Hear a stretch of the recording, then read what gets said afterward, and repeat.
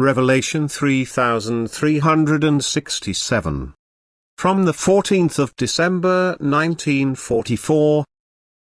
Increased life force supply from the adversary of God.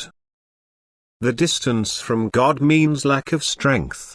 Nevertheless, the God-remote human being on earth can have strength at his disposal to carry out God-opposing actions, yet he then uses the vitality which flows to every human being during his earthly life. He uses it wrongly, not for loving activity but disregards his actual task. He reigns in unkindness, for he seeks to increase his power on earth through his actions. Now increased vitality flows to him from God's adversary, which enables him to carry out everything he is told to do.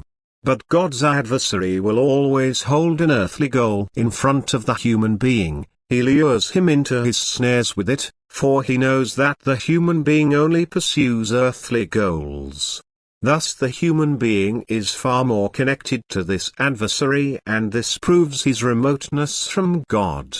The God-remote state is a state of powerlessness which, however, does not become so noticeably apparent in earthly life because the vitality apparently proves the opposite. But by using the vitality man shall acquire spiritual strength, the strength from God. He shall use the vitality to approach God. This is the only purpose of earthly life. And if this goal is not achieved, the human being misuses the grace of his last embodiment on earth, and he will have to pay bitterly in the beyond if he has come to realize what he failed to do on earth. But he never remains without admonition and warning during his earthly life. Time and again God approaches him, pointing him to his actual purpose in life. God himself seeks to reduce the distance and to change his powerless state into the opposite by temporarily also shortening his vitality, by letting him feel his weakness in order to change his mind, to change his thinking and to guide his heart towards himself. However, God's adversary also uses his power in accordance with the human being's will.